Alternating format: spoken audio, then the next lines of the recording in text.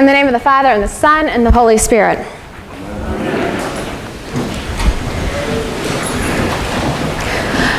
One of the things we saw in Ireland were the fields that were used for the potato farming. These fields were not a typical flat farmland. They went up the cliffs. And our guide, who was also a farmer, explained that before and during the potato famine, they were making the most of the land and they needed as much as possible. So they dug the rock out of the terrain and allowed the land to become better soil. He said that it would require a tremendous amount of work to remove all of that rock. We heard a fair amount about farming during that trip, and I think that knowing about farming and agriculture would be helpful in understanding the gospel because the imagery that Jesus so frequently uses. Like today's parable, for instance. The people Jesus was talking to were farmers or people who knew farmers. In this area, everyone knew where their food came from and how it came together.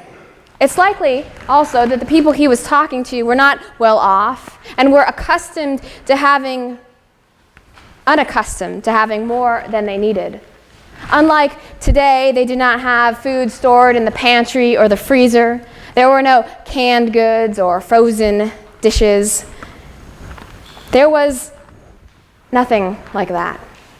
If there was a bad crop or a drought, then they would very likely go hungry. And because of that scarcity, I suspect that this parable of the sower seemed a little ridiculous to them, even though the imagery was so familiar. What kind of farmer wastes 3/4 of his seeds? I mean, if you only have so many seeds, why throw some on a hardened path that might as well be concrete, on rocky ground, and on ground covered in thorns? Now, I don't know much about farming, if anything, but even I know that that type of soil is not going to be conducive to a good harvest. According to the parable, there was good soil present, so why not use that? Instead of spreading it willy-nilly, put all the seeds in the good soil. That would be the sensible approach. Well, as much as it pains me to admit it, Jesus was rarely about the sensible approach. Let's face it, the virgin birth, not sensible. The crucifixion, definitely not sensible. The resurrection, once again, not sensible. This does not make these things any less real. They were just extraordinary. Yet this is a parable. Parables are supposed to make sense.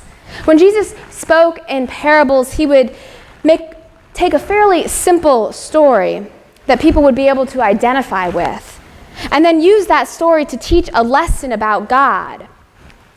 However, just because it was a simple story did not mean that it was a simple lesson. In fact, most of the time, the lessons were a little counterintuitive.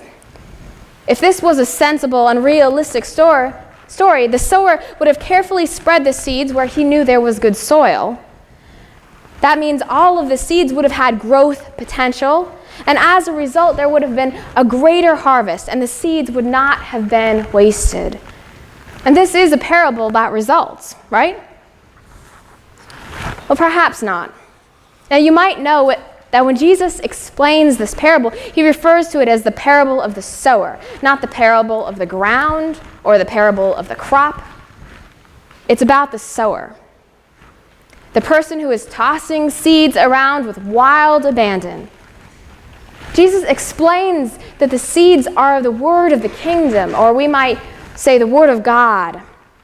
He never says who the sower is, but if the seeds are the word of God or the word of the kingdom, it would be safe to assume that Jesus is the sower. It could also be whoever spreads the word of God, which means it could be any one of us. One of the things, though, I cannot help but wonder is about the amount of seeds. This sower could not have had an unlimited amount of seeds. At what point did he run out? I would think that at some point his bag would have gotten light and he would have been a little more cautious in his seed placement. If we told this story today, it would be all about how careful we are with what we have. We might talk about the importance of good stewardship of resources. In other words, how are we using our limited resources as effectively as possible?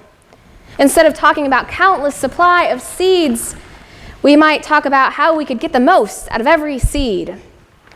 We would discuss each seed and its chance of success, and then in our modern day version of the story, the careful and practical farmer would develop a machine that would distribute each seed into the fertile ground.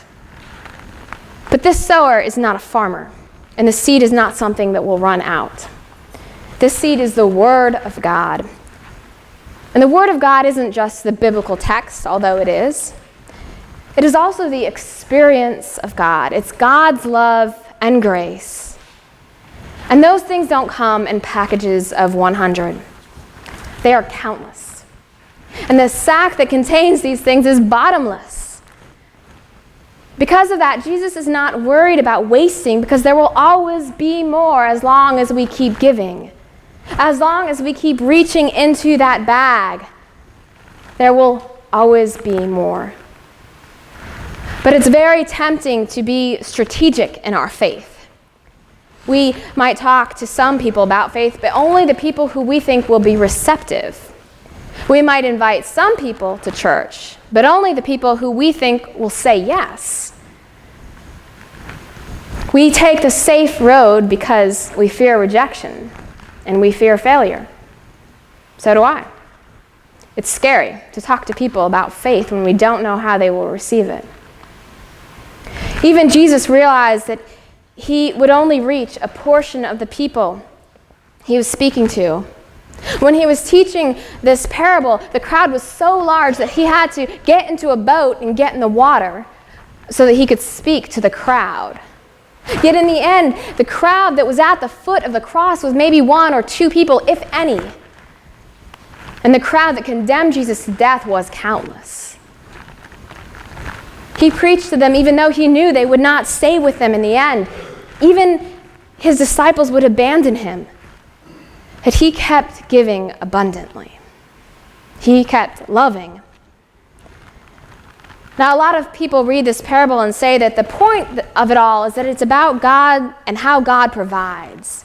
We can't change the soil on our own. We can only pray to God that God will change it for us, we being the soil. Therefore, it's not about how we can become better listeners or people who more authentically hear the Word of God. It's about a God who is so relentless with his love that he gives it to everyone, even people he knows will reject it. And I agree with that. This text is about God's abundant love. But I also believe that soil can change. As followers of Christ, we can change. When the disciples heard this parable, they were the rocky round. We know this because when Jesus was arrested, they fled. They were gone. Later, when Jesus appeared to them in the resurrected form, they rejoiced. They were able to face their fears, and in the end, they became the soil that bared much fruit. They were able to face persecution without losing heart. The soil changed.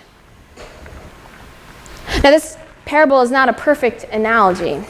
I would have failed my creative writing class with this parable.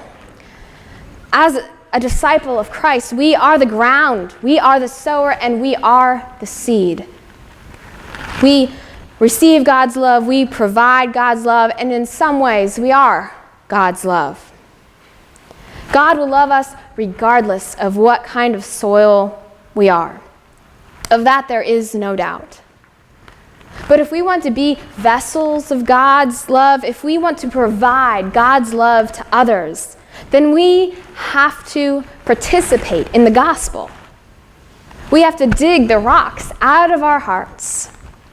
We have to fling the seeds of love in places that we know it will be ignored. Sometimes we even have to reject the sensible and safe approach and be a little fearless with our love. After all, it is not our love. It is God's love. God has been pretty clear and what we are to do with that love. Amen.